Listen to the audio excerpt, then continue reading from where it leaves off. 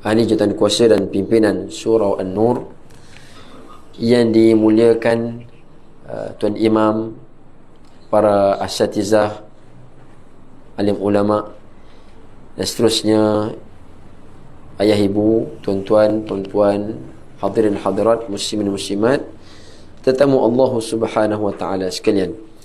Mudah-mudahan pada malam ini kita semua di dalam rahmat dan peliharaan Allah Subhanahu wa taala.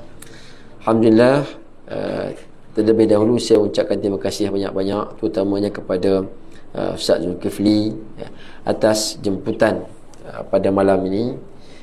Julung-julung kalilah seumur hidup saya, orang panggil berkuliah di, kalau di Negeri Sembilan ni pertama kali lah, ya. Ada pun sampai ke Senawang. Sini Senawang ke Seremban? Ada sebahagian kalau area belah-belah Senawang tu, dekat Madrasah Az-Zin Lissuluk Ilallah, tempat Fadil Ustaz Ushairi tu, memang selalu sangat, sebab adik saya belajar kat situ. Jadi selalu datang, cuma tak pernah lah bagi kuliah. Pasal di sini pun memang dah bukan tempat kita. Tapi alhamdulillah, ala kulli hal, malam ni ada rezeki nak bersilaturahim. Mudah-mudahan kita semua ni dituliskan di sisi Allah SWT dalam kalangan orang-orang yang disebut sebagai al-mutajalisina fiyya, al-mutanasihina fiyya, orang yang saling duduk-duduk kerana Allah, orang yang bertemu kerana Allah, saling nasihat menasihati kerana Allah. Lahum manabir min lu'lu', ya, yang mana akhirat esok Allah Ta'ala akan berikan kepada mereka ni kedudukan tempat di atas mimbar-mimbar daripada permata. Di padang mahsyar tu, ya, tempat manusia berkumpul berhimpun, tiba-tiba ada orang duduk di tempat yang tinggi-tinggi, ya, di atas mimbar-mimbar yang dibuat daripada permata. Laisu bi anbiya wala syuhada, mereka bukannya para nabi, bukan orang mati syahid. Siapa mereka ni? Sehingga orang yang melihat merasa heran, ya. Mereka itulah orang yang kita sebut tadi, yang duduk-duduk kerana Allah, yang bertemu kerana Allah, nasihat menasihati kerana Allah. Dan pada malam ini insya-Allah, sebagai tazkirah kita, peringatan kita bersama, tajuk kuliah kita ialah seperti mana yang dicadangkan, dan saya pun setuju, sedap tajuk tu, ya. Talbis Iblis, ya, belitan iblis. Itu tajuk malam ni insya-Allah. Allahumma salli ala sayyidina Muhammad wa ala alihi wa sahbihi wa barik wasallim. Baik. Ada seorang ulama yang lahir pada kurun kelima Hijrah. Kurun kelima Hijrah, tahun 500 lebih. Nama beliau ialah Ibnul Jauzi. Al-Imam Ibnul Jauzi rahimahullahu ta'ala. Al-Imam Ibnul Jauzi ni ulama besar, ulama hebat. Di antara kitab karangan beliau yang masyhur, ya, ialah yang kita jadikan tajuk kuliah kita pada malam ni, iaitu kitab Talbis Iblis. Apa maksud Talbis Iblis? Baik, saya huraikan satu persatu. Talbis Iblis ada dua perkataan di situ. Yang pertama talbis, ta, lam, ba, ya, sin, bahasa Arab. Talbis dia asal daripada kata labbasa yulabbisu talbis. Kalau kita translate, kita tukar bahasa, talbis tu maksudnya pakaian, memakaikan. Itu kalau tukar bahasa betul-betul lah, ya. Jadi contohnya, satu orang yang tak berpakaian, anak kecil, kita, mak ayah ni nak memakaikan dia pakaian, maka ulabbisuhu, saya memakaikan anak tadi dengan pakaian. Itu asal dari perkataan talbis, kan? Labbasa yulabbisu talbis. Adapun iblis, kan? Iblis kita semua tahulah, kan? Cuma dari segi definisi secara ilmiahnya, iblis ini ialah keturunan daripada jin yang kufur kepada Allah Ta'ala. Iblis adalah keturunan daripada jin. Jin ni dicipta daripada apa? Daripada api, daripada asap, dukhon, asap, api. Jadi iblis adalah anak keturunan ataupun mawulida minal jinni, yang lahir daripada jin yang kufur kepada Allah. Sebab apa? Sebab kalau yang jin yang beriman kepada Allah, jin itu jin yang mukmin, yang muslim. Sebab zaman Nabi ada jin yang beriman dengan Nabi SAW. Dia turunnya surah jin, surah jin dalam Quran. Ketika Rasulullah balik daripada Taif, kan Nabi berdakwah di Taif, tak berjaya kan? Bukan tak berjaya, orang Taif tak terima. Rasulullah patah balik semula, singgah di satu tempat kebun seorang Nasrani, nama dia Adas masuk Islam. Nabi nak balik ke Mekah, singgah di satu tempat namanya Wadi Nakhlah, satu lembah, satu tempat Wadi Nakhlah, ada banyak pokok kurma. Di situ datang segerombolan jin dan dengar Nabi baca Quran, kemudian mereka beriman. Qul uhiya ilayya annahu istama'u nafaran minal jinni faqalu inna sami'na qur'anan ajaba. Ketika Nabi baca Quran, jin tu dengar, mereka takjub dengan Quran, akhirnya mereka pun masuk Islam. Maka ada jin yang muslim, ada jin yang kafir. Jin yang kafir itulah yang disebut iblis. Apa beza iblis dengan syaitan? Kita rasa macam sama je, iblis, syaitan. Syaitan adalah yang bermaksud sesuatu yang jauh daripada rahmat Allah. Syaitan maksudnya adalah seseorang atau sesuatu yang jauh daripada rahmat Allah Ta'ala. Jadi syaitan ni boleh jadi di kalangan jin, maka ia adalah iblis. Dan syaitan juga boleh jadi di kalangan manusia. Ada syaitan di kalangan manusia, yang mana yang kufur kepada Allah, yang melawan Allah, yang sombong Allah, maka dia syaitan daripada keturunan manusia. Satu kita baca dalam surah apa? Qul a'udzu birabbin nas, kan kita baca. Qul a'udzu birabbin nas malikin nas, sampai akhir sekali, ya, min syarril waswasil khannas, daripada kejahatan bisikan waswas syaitan yang bernama Al-Khannas, alladhi yuwaswisu fi sudurin nas, yang membisikkan ke dalam hati-hati manusia, minal jinnati wan nas, iaitu syaitan tadi tu daripada kalangan jin dan manusia. Kadang-kadang ada bisikan yang kita tak nampak, dia duk hasut kita buat jahat. Ada bukan bisikan lagi, ada kata-kata yang kita dengar, kita nampak depan mata kita. Manusia yang mengajak orang buat jahat, manusia mengajak orang untuk kufur pada Allah, itulah syaitan dia panggil. Syaitan ni boleh jadi di kalangan jin, maka dia iblis, dan boleh jadi juga di kalangan manusia. Itu secara ringkaslah tentang maksud iblis dan juga syaitan. Kalau kita nak detailkan lagi, panjanglah perbahasannya, sebab di kalangan ulama ada beberapa pendapat. Baik, yang saya sebutkan itu antara pandangan masyhur yang sabit daripada Imam Hasan Al-Basri, rahimahullah taala. Baik. Imam Ibnul Jauzi yang kita sebut tadi mengarang kitab Talbis Iblis. Okey, Talbis Iblis. Talbis tadi saya sebut apa? Memakaikan.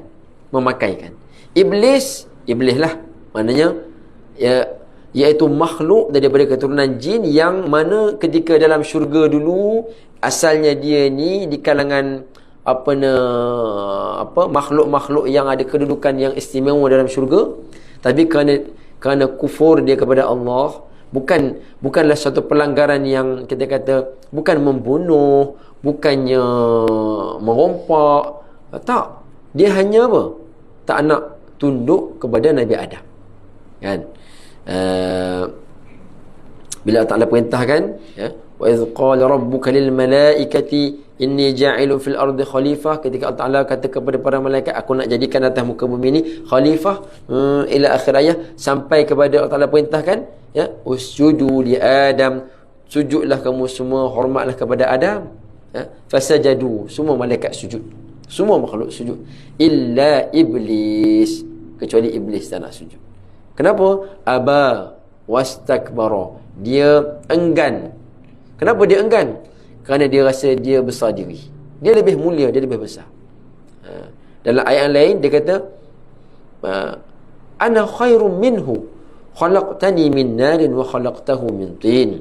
Aku lagi baik daripada Adam, kerana engkau cipta aku daripada api, manakala Adam kau cipta daripada tanah.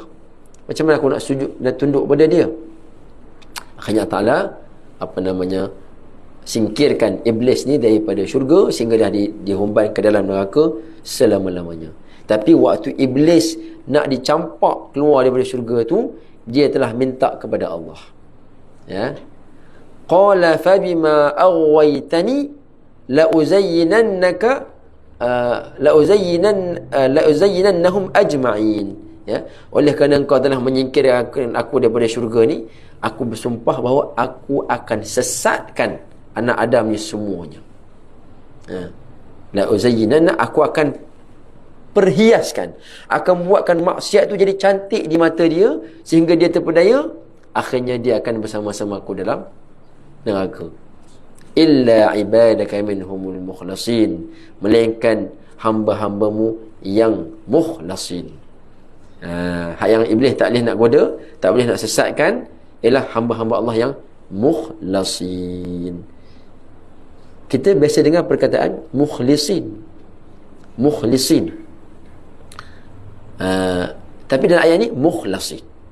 Ada beza. Dalam bahasa Arab, baris pada kalimah itu membawa perbezaan baris, membawa kepada perbezaan makna. Mukhlisin, apa maksud dia? Orang yang mengikhlaskan ibadatnya kepada Allah. Dia buat sesuatu tu, wa ma umiru illa liya'budullaha mukhlishina lahuddin. Tidaklah mereka diperintahkan melainkan untuk menyembah kepada Allah, mengikhlaskan niat mereka, tak ada tujuan yang lain, semata-mata kerana Allah. Itu mukhlisin. Ada kita punya kawan nama dia Ahmad Mukhlis.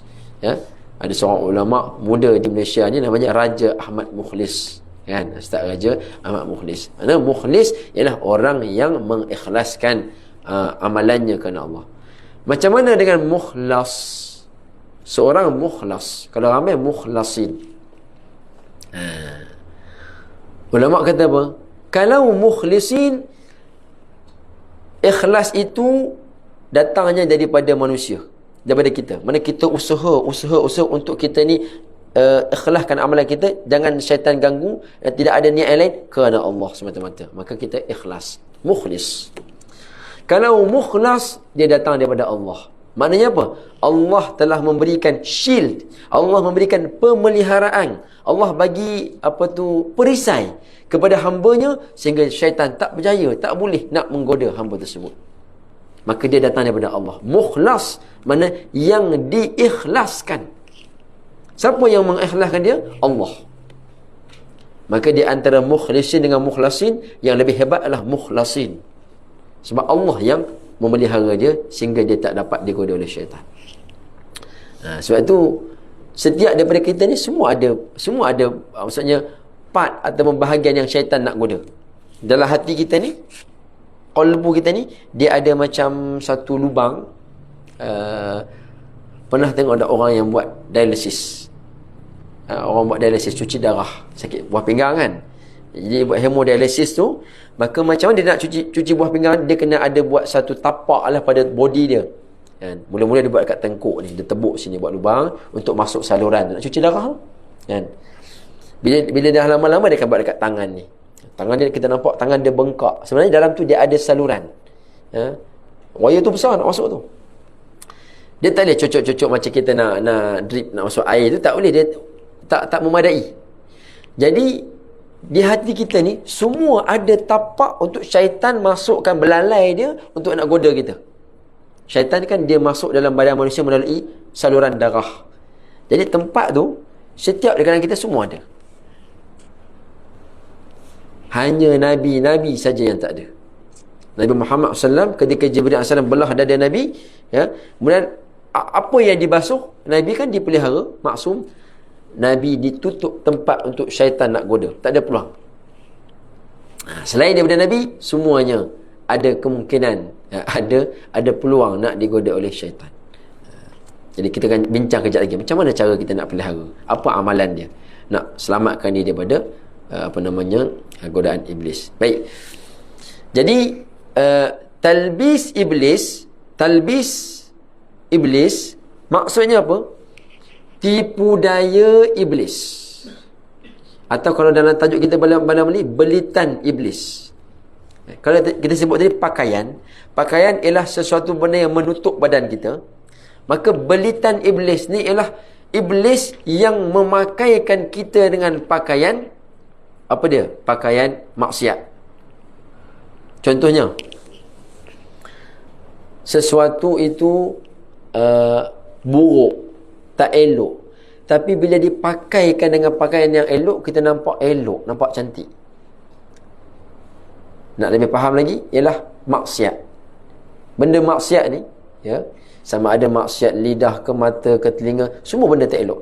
Kalau kita boleh bau maksiat tu, ya, nescaya kita akan menjauhi dia, ya, sejauh 500 tahun perjalanan. Busuk bau dia. Mengumpat, busuk. Tengok aurat, busuk. Fitnah orang, busuk. Bunuh orang, busuk. Semua busuk. Macam bangkai, bau busuk, lebih busuk pada bangkai lagi. Tapi dia tu dihijab. Kita tak dapat nak menghidu busuknya maksiat tu, kerana maksiat tu dihiaskan, jadi nampak cantik pula. Lepas tu ada orang dia mengumpat, seronok mengumpat, ngata dekat orang, seronok. Kalau kata keburukan diri sendiri, tak seronok. Mana ada orang dia lepas duduk kumpul dengan kawan-kawan ngetih ke, duduk sini kejap ni, aku nak cerita sikit ni, keburukan dia aku, tak ada, ya. Tapi kalau cerita tentang keburukan orang lain, dia macam sedap, macam ketagih gitu. Itu bahaya. Maka talbis iblis ialah kerja-kerja syaitan. Dia menipu daya kita sehingga benda-benda maksiat tadi tu kita nampak indah. Jadi Imam Ibnul Jauzi rahimahullahu ta'ala dalam kitab beliau Talbis Iblis telah menyusun dengan meletakkan beberapa tajuk, ya, beberapa bab, iaitu kesemuanya ada berapa? Ada 13 bab. Ada 13 bab dalam kitab Talbis Iblis. Saya tak huraikan semua. Kita nak tengok tajuk dia je. Tengok punya dahsyatnya iblis punya permainan ni. Sebab dia dah sumpah dengan Allah kan. Dia bersumpah bahawa dia akan sesatkan anak Adam ni semuanya. Bab yang pertama ialah Imam Ibnul Jauzi disebut Al-amru biluzumi sunnati wal jamaah. Tajuk yang pertama ialah perintah supaya kita ni berpegang teguh dengan ahli sunnah wal jamaah. Berpegang teguh dengan apa? Dengan Quran dan hadis. Berpegang teguh dengan ulama, ya. Jadi bila sebut ahli sunnah wal jamaah tu merujuk kepada kita sebutkan, kalau akidahnya akidah Asy'ariyah Maturidiyah, kalau fiqahnya itu fiqah 4 mazhab, kemudian kalau tasawufnya itu tasawuf Imam Ghazali ataupun Imam Junaid Al-Baghdadi, kan, tasawuf yang kita duk mengaji lah, Imam Ghazali, Ihya Ulumuddin dan sebagainya. Itu ahli sunnah wal jamaah. Maka berpegang teguh dengan ulama-ulama kita ini adalah cara untuk nak menyelamatkan diri daripada godaan iblis. Yang kedua, bab yang kedua ialah fi dhammil bid'i wal mubtadi'in. Tajuk yang kedua ialah bab menceritakan celanya, ya, kejinya perbuatan bid'ah dan orang-orang yang melaksanakan bid'ah. Hari ni orang sedap bicara tentang bid'ah ni, ya. Kita malam ni pun nak sembang juga bab bid'ah ni. Tapi jangan salah faham. Kerana selalunya yang bawa slogan-slogan bid'ah ni, kita hendaklah menolak bid'ah. Kadang-kadang dia yang membawa bid'ah.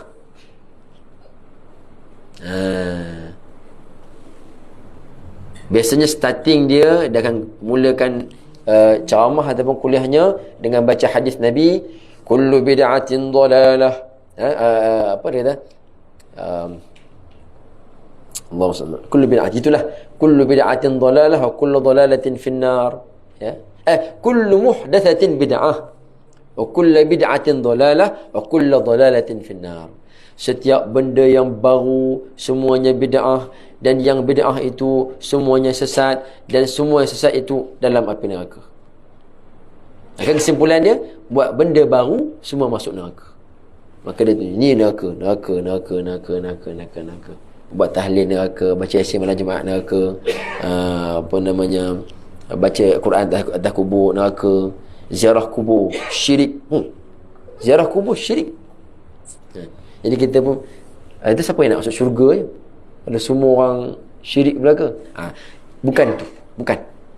Bid'ah yang disebut, yang kata wa kullu bid'atin dhalalah wa kullu dhalalatin finnar, ulama telah huraikan yang dimaksudkan dengan bid'ah yang menyesatkan dan masuk neraka adalah bid'ah dalam akidah.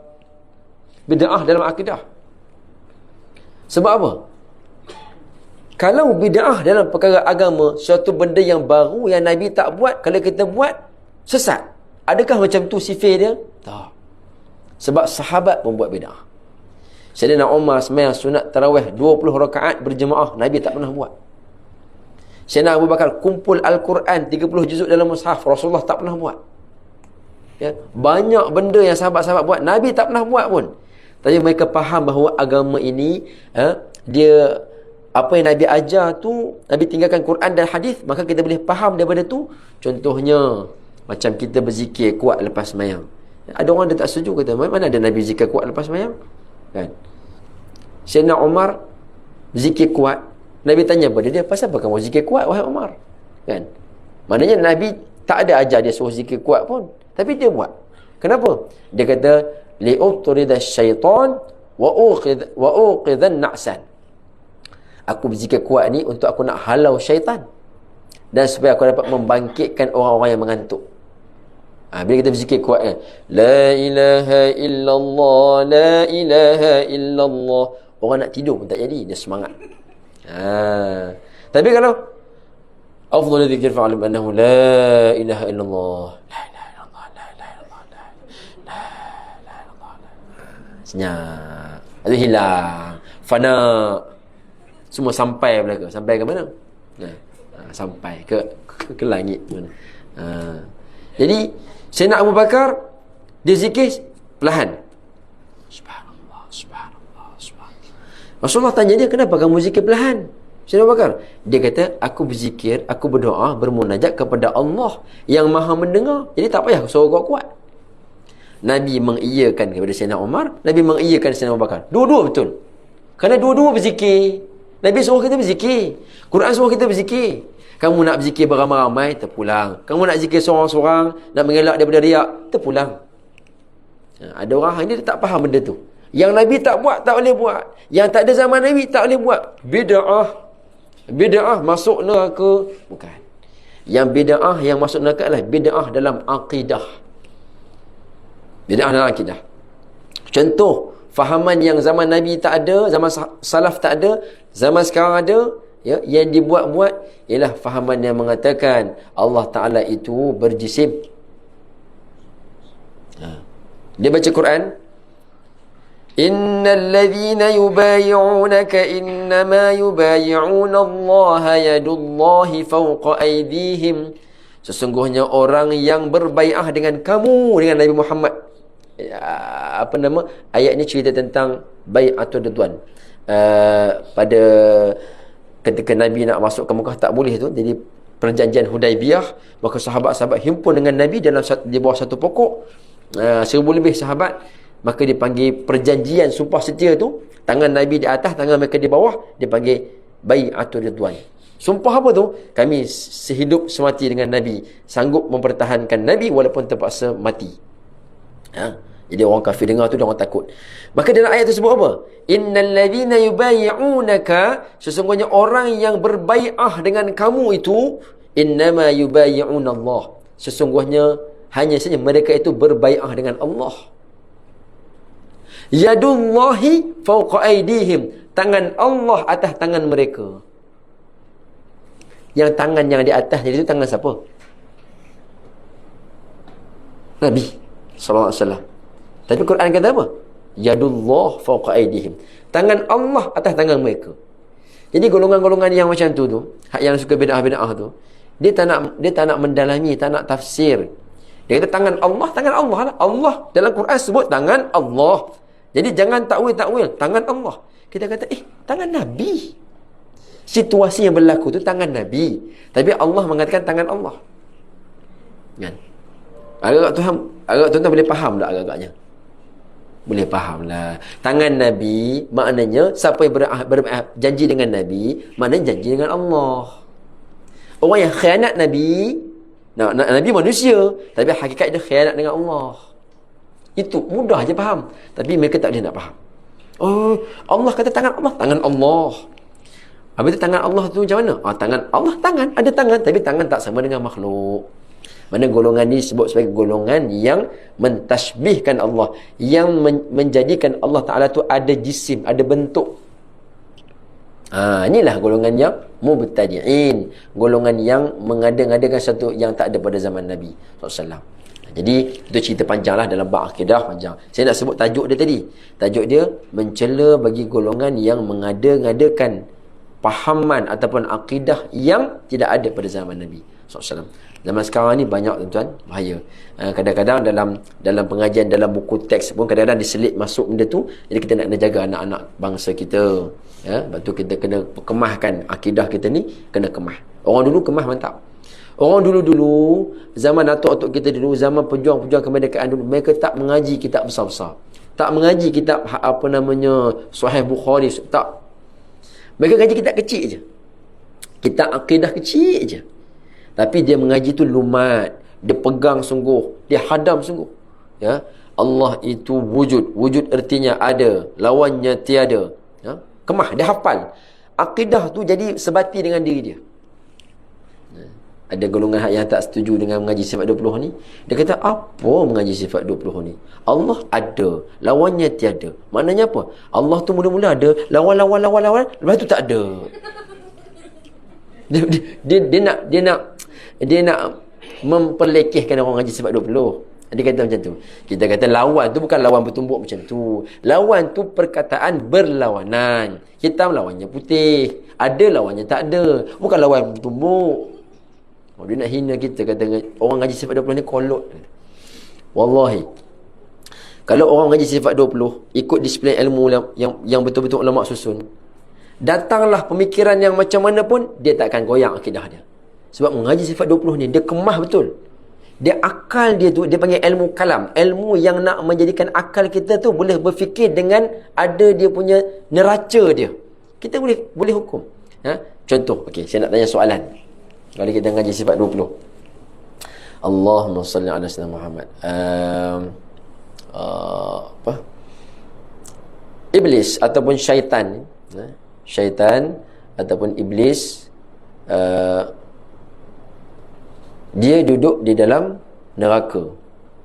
Duduk dalam neraka. Boleh tak kalau iblis tu dikeluarkan daripada neraka dan masuk syurga? Kalau dia masuk Islam, jawapan yang logik juga tu. Kan? Anak-anak zaman sekarang ni dia boleh berfikir kebat. Dari segi akalnya, boleh tak akal tu membayangkan bahawa iblis tu, tadi Allah Ta'ala kata khalidina fiha, kekal dia dalam neraka. Tak akal kita fikir. Boleh tak kita nak berfikir iblis tu Allah keluarkan dia daripada neraka, bawa dia masuk dalam syurga? Boleh tak? Dia tak taubat pun, Allah suka-suka je nak masukkan dia dalam syurga. Boleh tak? Pada akal tu wajib ke, mustahil ke harus? Siapa kata wajib?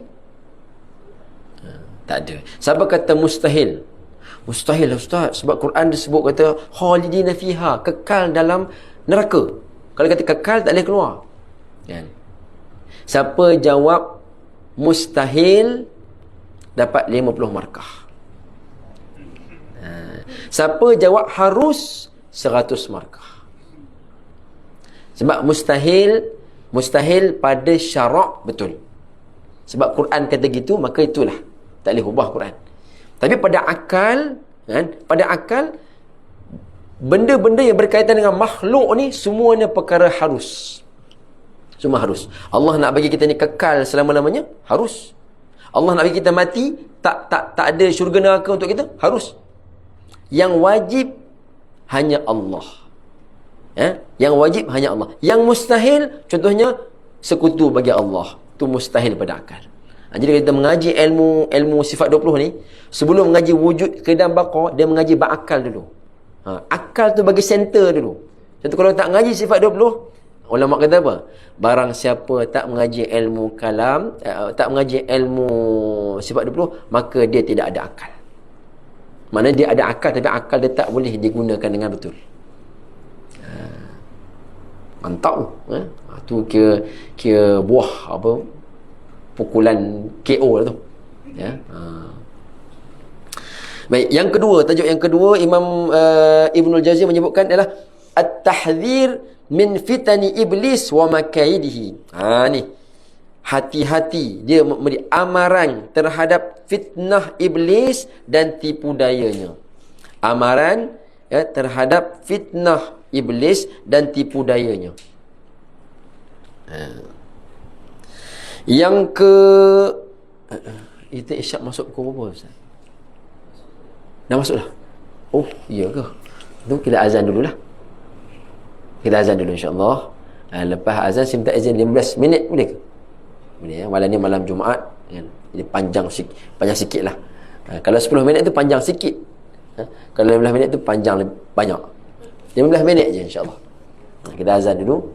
Selepas azan saya minta izin sama 15 minit.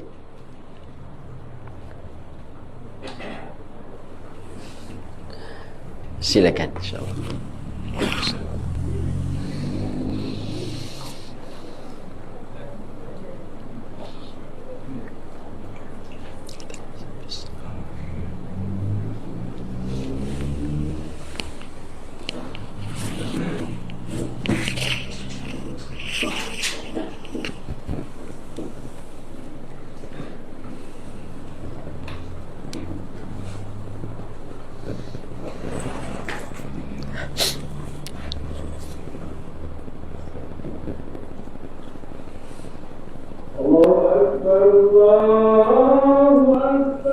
Allahu Akbar, Allahu Akbar.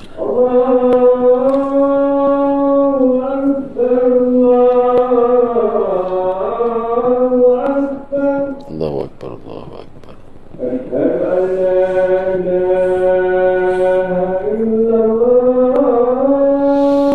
Asyhadu an la ilaha illallah.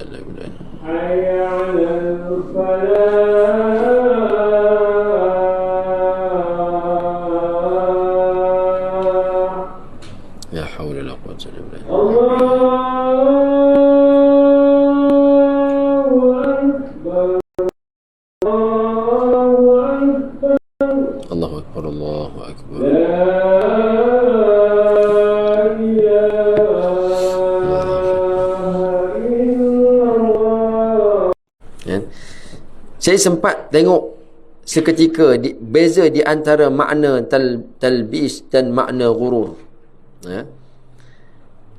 Talbis ni ialah sesuatu yang dipedaya, yang Contohnya sesuatu yang tak elok, iblis bagi nampak elok. Ya. Maksiat dinampakkan benda tu perhiasan. Itu talbis. Dia pakaikan pakaian tu, keindahan. Ghurur ialah tipu daya. Apa beza? Macam sama je antara dia tu. Jadi ulama mengatakan apa? Lebih detail lagi. Antaranya para ulama mengatakan ghurur adalah kebodohan pada akal, ya, akal, sehingga dengan sebab akal tadi tak digunakan dengan betul, membuatkan seseorang itu, ya, menyangka i'tiqad yang batil itu benar, yang buruk itu adalah baik, yang keji itu adalah kemuliaan. Jadi beza talbis. Talbis tadi adalah syaitan punya kerja memperdaya. Adapun ghurur adalah manusia itu sendiri. Bila mana akal dia tak digunakan dengan betul, maka dia tu tertipu dengan diri dia sendiri. Ghurur. Kan? Syaitan kata, aku tak buat apa-apa pun. Kan? Dia sesat sendiri. Kan? Pasal apa? Pasal dia yang menyangka bahawa i'tiqad dia betul. Padahal i'tiqad dia salah, akidah dia salah. Dia menyangka perbuatan dia betul. Dalam surah Al-Kahfi kita baca ayat 10, ayat yang akhir. Yahsabuna wa hum yahsabuna annahum yuhsinuna sun'a. Di antara ciri-ciri orang yang kufur, yang engkau, yang sesat ialah apa? Orang yang buat sesuatu perkara mereka menyangka mereka telah berbuat baik, hakikatnya mereka telah buat perkara maksiat. Sebab apa? Sebab akal dia tidak dapat sampai memikir kepada membezakan antara baik dengan buruk. Sampai dia tu terpedaya, yang buruk disangka baik. Dia ingat dia lah pejuang sunnah lah. Rupanya tidak, bukan. Sebab tu kita kena, akal tu kena mengaji betul-betul. Allah bagi kita kurniaan akal ni, letak tempat yang paling mulia sekali. Kerana dengan akal tu boleh mengenal Allah. Dengan akal tu lah kita boleh jadi mulia berbanding dengan haiwan dan binatang-binatang yang lain. Tapi akhir zaman orang tak nak guna akal. Dia tak nak gunakan akal dia. Dia mengutamakan nafsu atas akal. Baik, seterusnya lagi, yang kelima. Yang kelima ialah menyatakan tipu daya iblis dalam perkara-perkara akidah. Maka dalam bab ni Imam Ibnul Jauzi ceritalah macam mana cara iblis ni boleh menyesatkan manusia dalam bab akidah. Ada yang golongan Mu'tazilah, ada yang golongan yang Qadariyah, ada golongan Jabariyah, ada golongan Mujassimah, macam-macam tu. Fahaman-fahaman akidah yang bid'ah tadi tu banyak betul. Macam mana boleh timbul fahaman macam ni? Ini semua cara-cara iblis nak merosakkan. Bila sebut akidah, dia melibatkan kepada kepercayaan. Beza. Kalau kita ni terkeliru, tersalah dalam bab ibadat, maka ibadat kita jadi rosak. Ibadat kita jadi rosak, tak sah. Ya? Maka orang yang tak sah ibadat ni nanti kena hukumanlah akhirat esok. Mana selama mana dia tu melakukan kesalahan, maka dia akan kena hukuman yang setimpal. Selesai hukuman, masuk syurga, kalau dia tu masih ada iman. Tapi kalau orang yang keliru dalam bab akidah, kalau dia salah, membuatkan akidahnya rosak, maka dia dikira orang yang sesat. Maka orang yang sesat ni kekal dia dalam api neraka. Tu bahaya. Ya. Baik. Yang ke-6.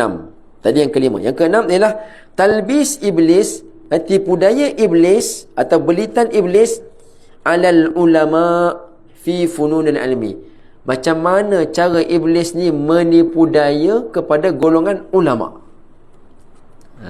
Taktik-taktik iblis nak menyesatkan ulama macam mana? Kerana mereka tak, iblis ni dia tak akan sesatkan ulama dengan cara halal haram. Sebab apa? Ulama tahu. Dia tahu. Ni dalam Quran, hadis semua dia tahu. Ya, jadi iblis tak ada nak tipu. Macam kita orang awam ni, kita keliru antara tu je, halal haram. Saya ingat boleh, rupanya tak boleh. Kan? Ulama tak boleh tipu bab tu. Dia tipu cara lain. Dia tipu dengan cara apa? Ulama tu tadi bila dah alim dah, tiba-tiba dia nampak ramai pengikut, dia sudah seronok dah, ada pengikut yang ramai. Ya, bila ulama tu sebut A, anak murid dia ikut A. Kan? Walaupun kadang-kadang benda tu tak betul. Jadi dia ada suara yang didengari. Kan? Ada pengaruh. Kemudian pula anak murid datang pula, Tok Guru nampak pakai kereta buruk Zuhur je, Tok Guru mengajar jauh-jauh ni, ambillah kunci kereta saya ni, bagi fire kat Tok Guru. Dia pun dah seronok. Uish, dia kata rupanya untung juga aku jadi ulama ni. Ya, dulu tak nampak sangat, dan sekarang ni nampak boleh pakai kereta besar. Orang pula tengok, Allah, kecilnya rumah Tok Guru ni ambillah duit ni, bagi besar sikit, bagi selesa sikit.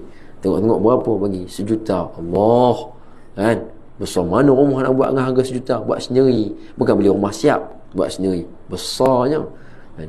Jadi kita tengok hari ni, janganlah pula tengok Tok Guru naik fire kata sesat, itu semua tu belitan iblis. Jangan gitu. Kan? Bagi diri dia.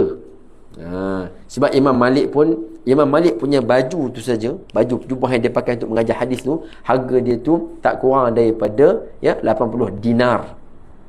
Mahal tu, kain yang paling berkualiti. Orang tanya dia, tu Imam takkan pakai baju mahal-mahal kot, duk ajar orang supaya zuhud? Dia kata, tak ke patut aku pakai pakaian yang elok ketika nak baca hadis Nabi SAW, hormat kepada Nabi? Lain cara mereka fikir lain. Kita tengok sekali tengok, Allah, kalau ulama pun dah cinta pada dunia, habislah anak murid macam mana? Kita hukum macam tu? Tak. Jadi iblis ada cara dia nak merosakkan ulama, ada cara dia. Dia tak tinggal seorang pun. Ulama ada cara untuk ulama. Kemudian yang ketujuh, talbis iblis alal wulati wassalatin, tipu daya iblis terhadap golongan pemerintah dan pekuasa, orang yang berkuasa. Penguasa pula, pemerintah dan penguasa, pemimpin. Dengan cara macam mana? Dengan cara dia menzalimi rakyat dia ke, dengan cara zaman dulu ada orang dia buat masjid besar-besar, bukan untuk kepentingan rakyat dia, tapi nak supaya dibangga-banggakan. Buat masjid ni besar-besar, sehingga orang kata, masjid ni buat zaman siapa? Zaman khalifah sekian-sekian. Biar seluruh dunia orang tahu hebatnya aku. Maknanya tak kedekut dalam membelanjakan duit untuk buat masjid. Dia buat masjid tu bagus tak? Bagus. Tapi niat. Tapi jangan pula kita kata, dia ni niat. Niat, bila kita bicara bab niat, jangan hukum orang untuk diri sendiri. Sebab benda niat dalam hati, tak ada siapa pun boleh nak tengok apa ada dalam hati orang lain. Untuk diri kita. Baik. Pemerintah, bagaimana cara syaitan menyesatkan mereka. Yang ke-8, talbis iblis alal ubad fil ibadat, tipu daya iblis terhadap orang-orang yang ahli ibadah. Ahli ibadah, bukan ahli maksiat. Dahi hitam kan, matanya ni mata bengkak menangis tiap-tiap malam kan? Kita kata Masya Allah, ahli syurga dah. Iblis kata, kacang aja. Ini orang simple je, dia nak bagi sesat. Golongan dia ahli ibadat. Bukan kita kata orang ibadat tu sesat, tak. Syaitan ada cara nak menyesatkan ahli ibadat. Sebab tu sebagai seorang ahli ibadat, dia kena tahu macam mana aku nak tepis syaitan punya godaan, supaya tak jadi sesat. Ada satu orang ulama besar namanya Barsiso. Dia punya hebat, dia karamah Allah bagi pada dia. Anak murid dia datang mengaji tu, angin bawa terbang. Anak murid daripada mana? Daripada Nilai nak datang kuliah maghrib, terbang. Kalau anak murid terbang, Tok Guru macam mana? Agak-agak. Tapi meninggal dalam keadaan sesat, kufur pada Allah. Tak ada jaminan. Sebab tu kita kena usaha supaya jangan bagi ruang pada syaitan untuk nak merosakkan kita. Ahli ibadat, kalau tumpu ibadat saja tak mengaji, tak mendalami ilmu, Allah, mudah. Syaitan lebih mudah menyesatkan ahli ibadat, walaupun 1000 orang berbanding dengan seorang ulama. Lebih mudah, maksudnya nak nisbah, nak sesatkan ulama seorang ni payah, tapi kalau dengan ahli ibadat 1000 orang dia boleh sesatkan. Itu kena ada ilmu, kita kena mengaji. Yang ke-9, talbis iblis ala zuhadi wal ubad, tipu daya iblis terhadap orang-orang yang zuhud. Kita kata Masya Allah, dia ni zuhudnya, harta tak ada, apa tak ada, ahli syurga. Syaitan datang dekat dia, buat macam ni, sesat juga. Ish. Padahal tak ada dunia pun, ya? Tak ada mewah pun, tak ada pangkat, tak ada masyhur, tak ada apa pun tak ada, ya? Tapi sesat juga. Syaitan kata, Masya Allah, dalam dunia ni kamu paling mulia sekali, ya?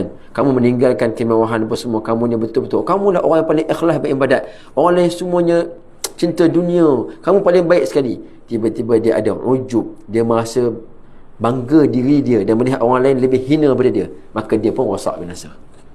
Adalah hadis sebut thalathun muhlikat, 3 benda yang membinasakan. Yang pertama, syuhun muta', sifat kedekut yang dituruti. Kemudian yang kedua, hawan muttaba', ikut hawa nafsu.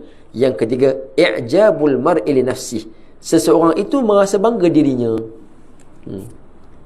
Dia baca Quran bagus, orang lain baca tak bagus, apalah nak jadi dengan orang baca bacaan macam ni, tak ada pahala.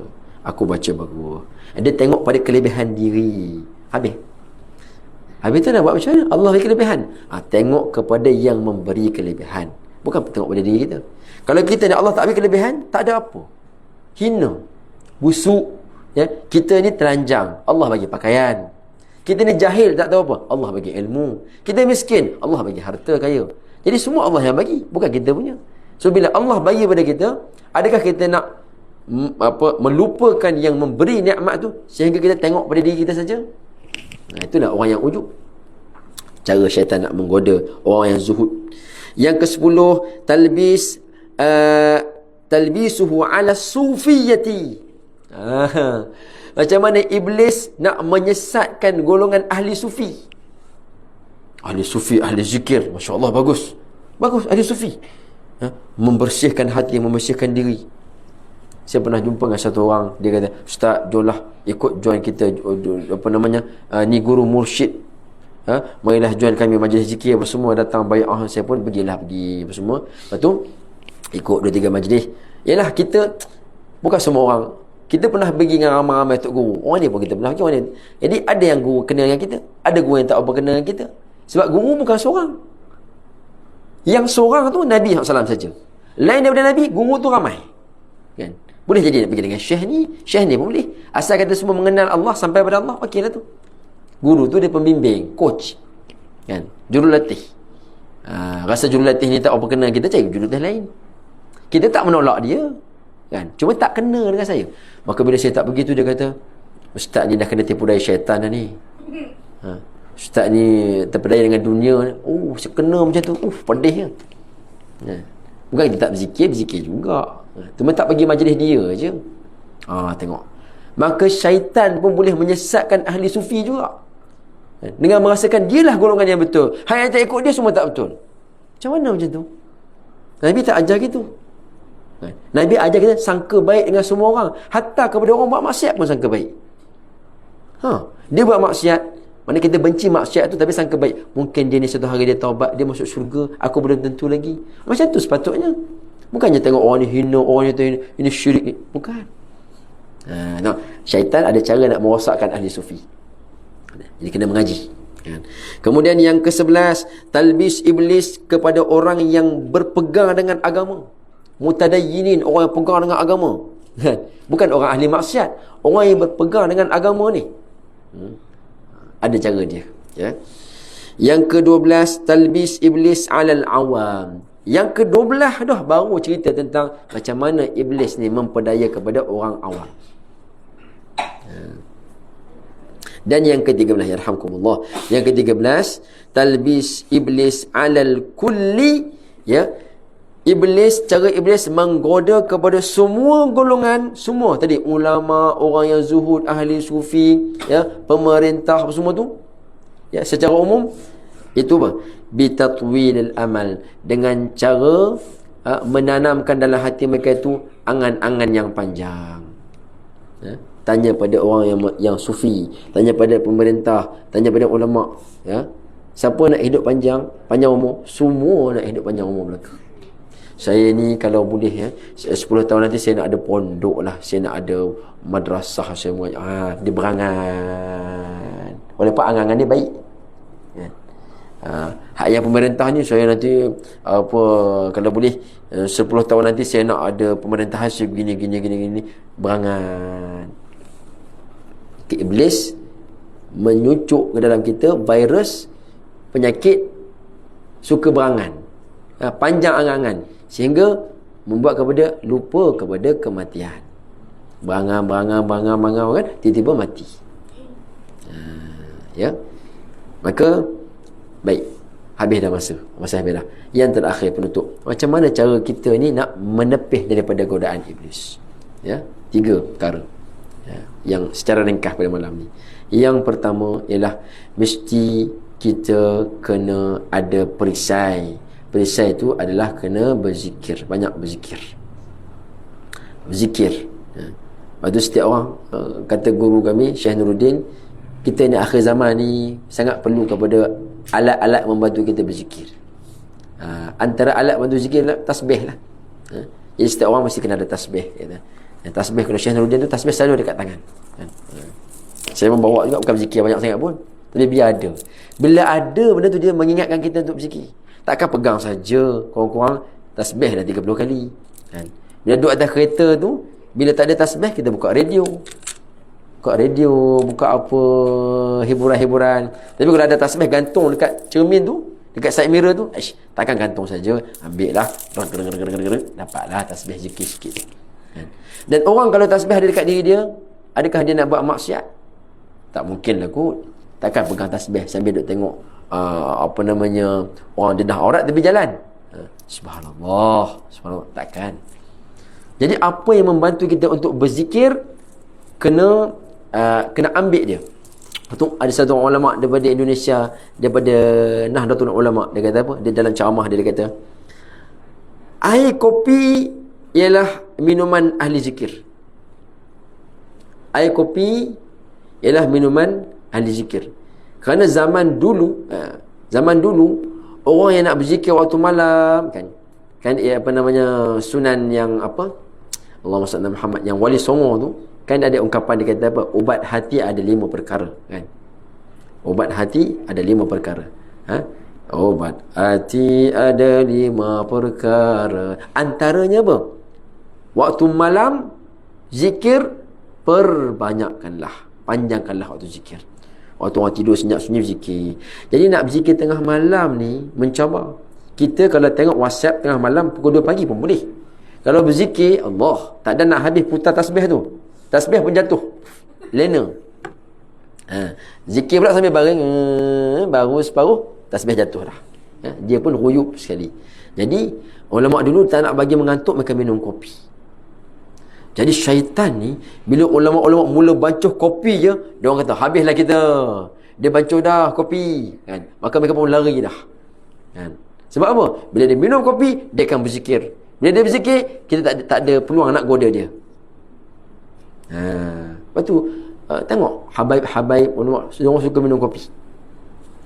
Tapi hari ni orang minum kopi juga kan? Syaitan kata cantik, dia bancuh kopi dah. Pasal apa? Dia nak tidur, tidur lewat pasal nak tengok movie. Takut mengantuk, bancuh kopi dulu. Bila minum kopi, mata celik tengok movie sampai pukul 3 pagi malam minggu. Syaitan tepuk tangan.